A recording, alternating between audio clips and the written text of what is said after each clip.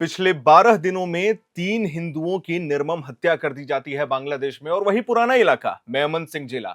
सबसे ताजा मामला मेमनसिंह जिले के भालुका उपजिला की सुल्ताना स्वेटर्स लिमिटेड फैक्ट्री का है, जहां सोमवार यानी 29 दिसंबर की शाम लगभग 6:45 पर फैक्ट्री सुरक्षा गार्ड बजेंद्र विश्वास की गोली मार करके हत्या कर दी गई। घटना के समय बजेंद्र और उनके साथी सुरक्षा गार्ड नोमान मियां फैक्ट्री में ड्यूटी पर थे।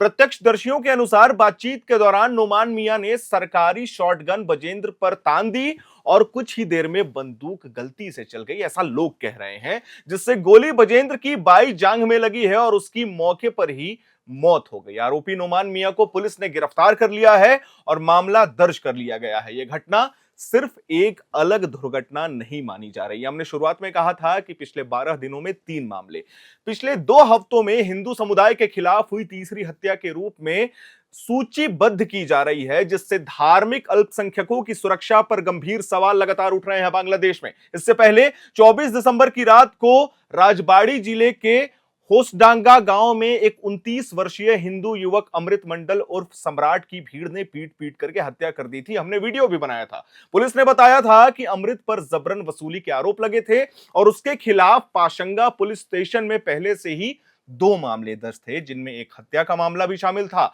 घटना के समय हम आपको बता दें, गांव के लोग मौजूद थे, लेकिन किसी ने भी हस्तक्षेप नहीं किया। इससे यह स्पष्ट होता है कि सामाजिक सुरक्षा और स्थानीय प्रशासन की निगरानी में गंभीर कमी हो रही है। हमने कल भी एक वीडियो बनाया था जहां कहा था कि 5 हिंदू घरों में आग लगा दी गई थी। इसके अलावा 18 दिसंबर की रात ढाका के पास भीड़ ने हिंदू युवक दीपू चंद्रदास की हत्या, वही मेमनसिंह इलाका था, वीडियो बनाया था हमने। आरोप था कि दीपू ने फेसबुक पर ऐसी टिप्पणी की थी जिससे धार्मिक भावनाएं आहत हुई, लेकिन बाद की जांच में यह साबित हुआ कि सोशल मीडिया पर ऐसा कोई भी पोस्ट या फिर टिप्पणी मौजूद नहीं था। मामला अंदरूनी था। बांग्लादेश के रैपिड एक्शन बटालियन आरएबी के कंपनी कमांडर मोहम्मद शामुजान ने यह स्पष्ट किया है कि जांच में कोई भी साक्ष्य नहीं मिला कि दीपू ने कोई आपत्तिजनक या धार्मिक भावनाएं भड़काने वाला कंटेंट डाला था। इस मामले में यह दिखाया कि झूठे आरोपों और अफवाहों के आधार पर भीड़ हिंसा कितनी जानलेवा हो सकती है और कितने निर्दोष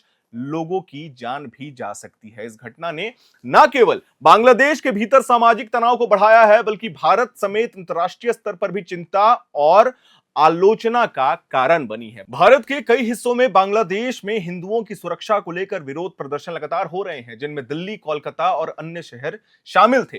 प्रदर्शनकारी सरकार से अल्पसंख्यकों की सुरक्षा सुनिश्चित करने और दोषियों के खिलाफ कड़ी कार्रवाई करने की मांग कर रहे हैं। वहीं बांग्लादेश सरकार का रुख है कि ये घटनाएं अलग अलग मामलों के रूप में देखी जानी चाहिए और सबसे जरूरी चीज, अल्पसंख्यकों के खिलाफ एक वास्तविक हिंसा जो हो रहा है, जिसका दावा हो रहा है, उसको सही तरीके से ठीक किया जाए। अधिकारियों का कहना है कि आरोपी को गिरफ्तार कर लिया गया है और कानूनी प्रक्रिया जारी है, लेकिन कुछ सवाल हैं हमारे।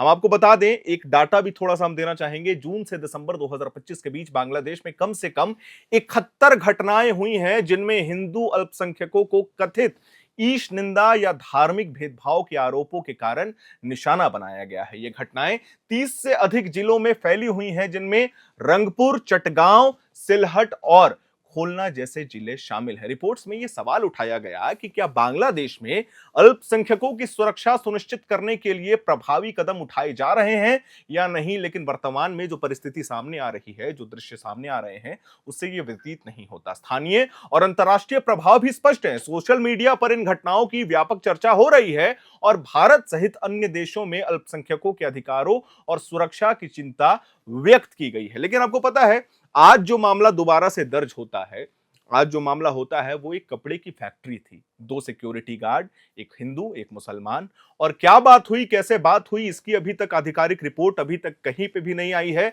लेकिन इस मामले पे जैसे ही कोई अपडेट आएगा, हम कोशिश करेंगे आपको निष्पक्ष रूप से बताएं। इसी के साथ एक और सवाल हम पूछना चाहते हैं। सवाल हमारा यह है कि अभी केंद्रीय गृह मंत्री अमित शाह बंगाल के दौरे पर हैं और रहने वाले हैं। लगातार वो एसआईआर के मुद्दे पर बात कर रहे हैं, घुसपैठ के मुद्दे पर बात कर रहे हैं, लेकिन अभी तक अमित शाह जी यानी कि केंद्रीय गृह मंत्री के द्वारा यह बयान नहीं सामने आया कि बांग्लादेश में जिस तरीके से हिंदू अल्पसंख्यकों के खिलाफ अन्याय या अत्याचार हो रहा है, क्या वो इस दौरे में इसकी टिप्पणी करेंगे, क्या वो चर्चा करेंगे। क्योंकि गृह मंत्री जब बोलते हैं तो शायद उसका प्रभाव पड़ता है। राष्ट्रीय स्तर पर भी और अंतर्राष्ट्रीय स्तर पर भी। अब ये आने वाला समय बताएगा कि केंद्रीय गृह मंत्री अमित शाह आने वाले दिनों में बांग्लादेश में जो हो रहा है हिंदू अल्पसंख्यकों के साथ, उस पर कुछ कड़ा रुख अपनाते हैं या नहीं अपनाते हैं। खैर, ये हमने आपको मामला बता दिया, 12 दिन 3 हिंदू। लेकिन आप इस आंकड़े पर मत जाइए। हम ये बात आपको लगातार कह रहे हैं कि जिस तरीके से हिंदू घरों को चलाया जा रहा है, उनके दुकानों को तोड़ा जा रहा है,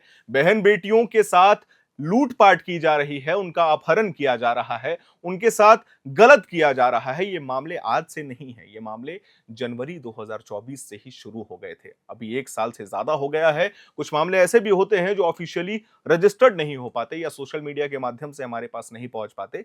लेकिन ऐसी कई कहानियां होंगी, यकीन मानिए ऐसी कई कहानियां होंगी जो आज भी बांग्लादेश की गलियों में दब जाती हैं और शायद उसकी आवाज भारत या भारत सरकार तक नहीं पहुंच पाती। खैर, आने वाले समय में बांग्लादेश सरकार का क्या रुख होगा, भारत सरकार क्या अपनी चुप्पी तोड़ेगी, जो मौन रूप धारण किया हुआ है भारत सरकार ने, क्या वो चुप्पी तोड़ी जाएगी, ये तो आने वाला समय बताएगा। मैं उम्मीद करता हूं आपको हमारी ये जानकारी, हमारी ये वीडियो पसंद आई होगी। वीडियो को लाइक करें, शेयर करें, हमारे चैनल को सब्सक्राइब करें। बांग्लादेश में जैसे जैसे अपडेट्स आता जाएगा, हम अपने चैनल के माध्यम से अपने दर्शकों को देते जाएंगे। कैमरे के पीछे मौजूद है मेरी सहयोगी सुमन, मेरा नाम है हर्षित और आप देख रहे हैं एयर नाउ।